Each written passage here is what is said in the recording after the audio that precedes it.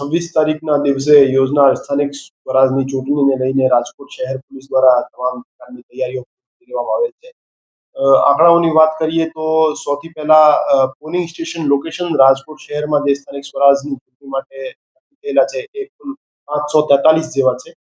543 polling station location પૈકી 4 polling station location જે છે હાઈપર સેન્સિટિવ છે. 141 પોલિંગ સ્ટેશન લોકેશન જે છે સેન્સિટિવ છે અને બાકીના જે પીએસએલ છે એ નોર્મલ છે. અને પોલિંગ સ્ટેશનની વાત કરીએ તો ટોટલ 543 પોલિંગ સ્ટેશન લોકેશનમાં 1187 જેવા પોલિંગ સ્ટેશન આવેલા છે.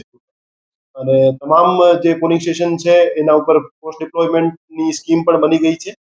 અને ટોટલ માણસો જે પોલીસના ડિપ્લોયમેન્ટની વાત કરીએ તો એમાં અમે સિવિલ પોલીસના 958 જેવા માણસો ડિપ્લોય કરવાના છીએ અને 165 નવા જે એલઆરડી ભરતી થયા છે લોકરક્ષક દળના માણસો એ ડિપ્લોય કરવાના છે.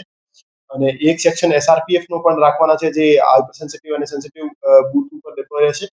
અને આ સિવાય 1371 જેવા હોમગાર્ડ અને જીઆરડી ત્યાં ડિપ્લોય કરવામાં આવશે.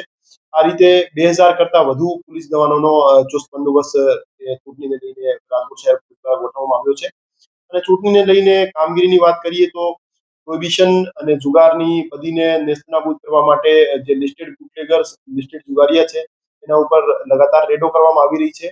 અને આ રેડ્સ દરમિયાન પ્રોહિબિશનમાં 280 કરતા વધારે કેસીસ અમે દાખલ કર્યા છે જે દેશી દારૂના છે. આની સાથે સાથે 90 જેવા કેસીસ ઇંગ્લિશ દારૂના અમે દાખલ કર્યા છે. અને ટોટલ વાત કરીએ તો 70 લાખ કરતા વધારે કિંમતનો દારૂ આચારસંહિતા દરમિયાન પકડવામાં આવેલ છે.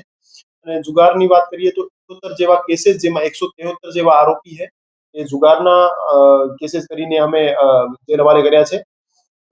આ સિવાય અટકાયતી પગલાંની કામગીરી પણ જોરશોરથી ચાલી રહી છે. તમામ પોલીસ સ્ટેશનમાં અટકાયતી પગલાં જેવા બીએનએસએસની વેરિયસ સેક્શન્સ, પ્રોહિબિશનની સેક્શન 93 અને પાસા તડીપાર જેવી કાર્યવાહીઓ ચાલુ છે. ટોટલ રાજકોટ શહેર પોલીસમાં આજ દિવસ સુધી આચાર સંહિતા દરમિયાન 21 જેવા પાસા મંજૂર કર્યા છે અને 5 જેવા હદપાર પ્રપોઝલ છે એ પાસ કર્યા છે.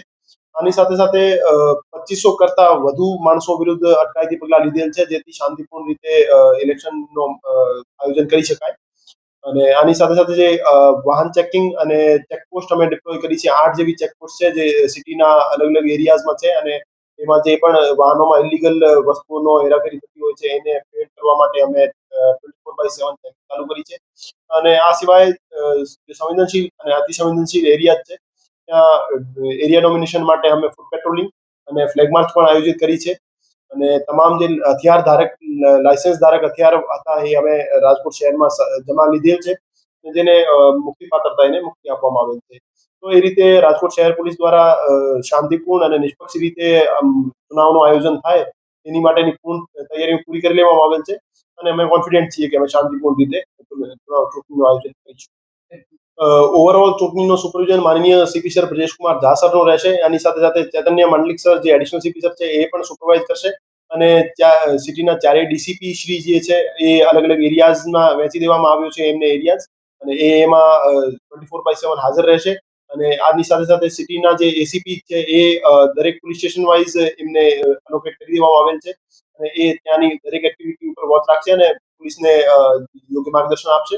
અને બહારથી અમે કોઈ ફોર્સની માંગણી નથી કરી. અમે અમારી જે રાજકોટ શહેર પોલીસની મોજૂદા સ્ટ્રેન્થ છે એના આધારે જ અમે ચૂંટણી પૂરી કરી. સંવેદનશીલ અને અતિ સંવેદનશીલ જે એરિયા છે અને આ સિવાય જ્યાં જ્યાં પણ પ્રોહિબિશન અને બીજી ઇલીગલ એક્ટિવિટીઝ થવાની અમારી પાસે ઇનપુટ છે ત્યાં એસઓજી દ્વારા ડ્રોન દ્વારા ચેકિંગ પણ હાથ ધરવામાં આવશે. અને આની સાથે સાથે સાયબર સોશિયલ મીડિયા મોનિટરિંગ માટે અમારી સાયબર પોલીસ સ્ટેશનની ટીમ અને સાયબર લેબની ટીમ એક્ટિવ છે જે 24/7 જે સાયબર પ્લેટફોર્મ્સ જે છે એક્સ, ઇન્સ્ટાગ્રામ, ફેસબુક ઇત્યાદિ છે એના ઉપર વોચ રાખી રહી છે. અને જે પણ એન્ટી એસ્ટાબ્લિશમેન્ટ પોસ્ટ કરે છે અથવા શાંતિ દોડવાનો પ્રયત્ન કરે છે એવા માણસો વિરુદ્ધ અમે યોગ્ય પગલાં પણ લઈએ છીએ.